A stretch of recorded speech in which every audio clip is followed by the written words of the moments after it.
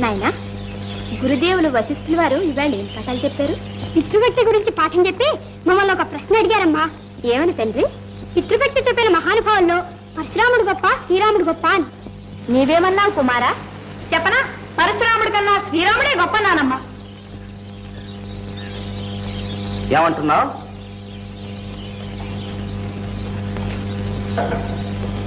పరశురాముల వారు నాయన. మహాపురుష నమస్కారం. ఆయుష్మాన్ భవ. గాంగేయ, నాకంటే శ్రీరాముడే మిక్కిలి పితృభక్తి పరాయణుడని ఎలా నిర్ణయించావు? క్షమించండి, పితృవాక్య పరిపాలన కోసం మీరు తల్లిని చంపారు. శ్రీరాముడు తనే అరణ్యవాస క్లేశాన్ని అనుభవించాడు. మీరు పడ్డ కష్టం ఒక్క క్షణం మాత్రమే. శ్రీరాముడు 14 సంవత్సరాలు అష్ట కష్టాల పాలయ్యాడు. బాగు బాగు. మీరు చేసింది హింస, వారిది త్యాగం.